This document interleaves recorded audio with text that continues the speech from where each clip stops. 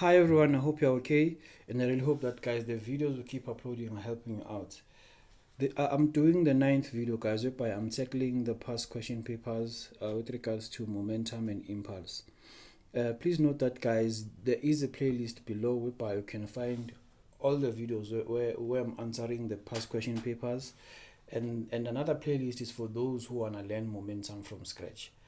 So let's just get right into the video. But before we start, guys, please don't forget to share the video to your peers. A thing or two that will be mentioned here might help them elevate their knowledge, prepare for their upcoming test or exam.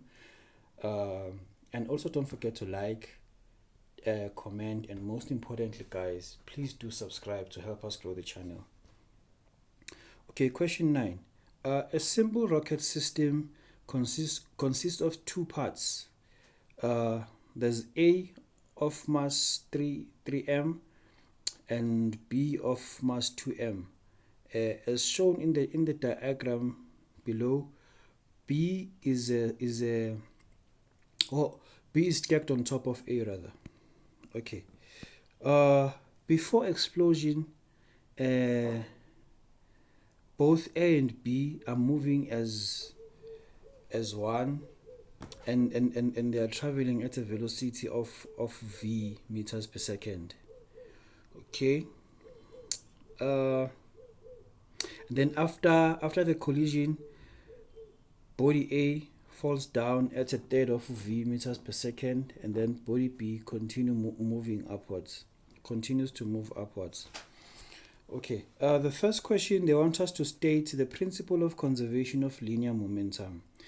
It simply states that in an isolated system, the total linear momentum is conserved in both magnitude and direction.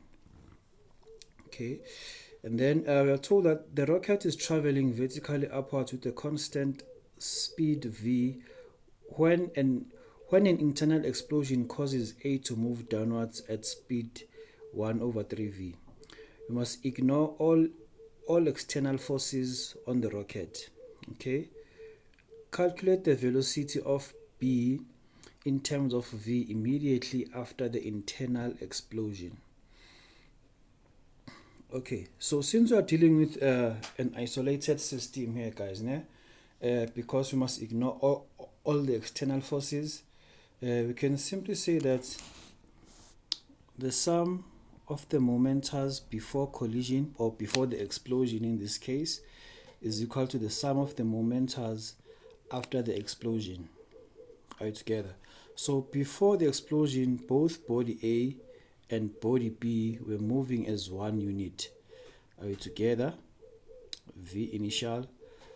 But after the explosion, they separated. So we must find the we must have the momentum of body A finally plus the momentum of body B finally. Okay. The mass of body A, we have 3m, and the mass of body B, we have 2m. The most important thing, guys, that I omitted, I didn't choose a positive direction, right? Momentum is a vector. It's always important to choose a positive direction. If I choose upwards as positive, all together, it simply means that the combination of A and B were moving at a velocity of positive v. Are you together? And then now let's go to after the explosion. The mass of body A is 3m, and the velocity is 1/3v. But remember that I said upwards is positive, which simply means that the velocity has to be negative. Are you together? Plus the mass of body A of body B rather, that's 2m, but I don't know the velocity of B finally. Are you together? So in this case, guys, I'm expecting to find a positive velocity, because I'm assuming that body B will continue going upwards after the explosion. Are you together? Okay, let's work. On the left hand side, I'll have 3 plus 2m, that's 5m, multiplied by v. I have 5mv being equals to 3m multiplied by a negative 1 over 3v. I'll simply get a negative mv. Together, and then here I just have 2m multiplied by the velocity of body B after the explosion. I'll just take this to the other side. I'll simply have 5 mv plus mv, that will give me 6 mv. This will be equals to 2m multiplied by VB, the velocity of body B after collision. I can divide both sides by 2m. So therefore, on the left hand side I will have 3v, on the other side I'll have the velocity of B after collision. So it simply means that body B was traveling upwards at the velocity of 3v meters per second. Are you together? So the velocity of body B after collision is just 3v meters per second. So in terms of v, the velocity of B is just 3v meters per second. Okay, and then now we are told that the graph below shows the average net force exerted by body A on body B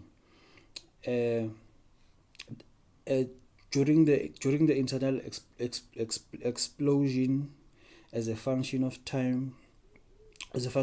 Ne? Okay. Name the physical quantity represented by the area. Remember that, guys, this shape is a rectangle, right? So for you to find the area of a rectangle, you must say length times breadth. Are you together? So average force, that's just net force multiplied by time. Are you together? So I know that this will give me the impulse. So area underneath this graph will give me impulse. Okay, and then now I'm supposed to redraw the graph in my answer book on the same set of axes and sketch the graph of the average force that B exerts on A as a function of time.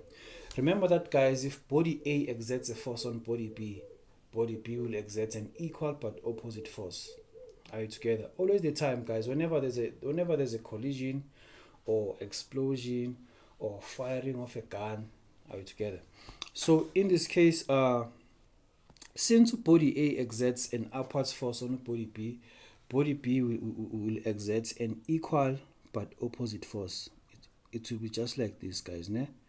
But please draw properly, ne? This rectangle should be the same as this one, but the red one is correct being under the x-axis, just to show that the force is the same magnitude, but it has to be negative. Are you together? Because it's in an opposite direction. Body B will exert an equal but opposite force. That's how, guys, we're supposed to tackle this question over here.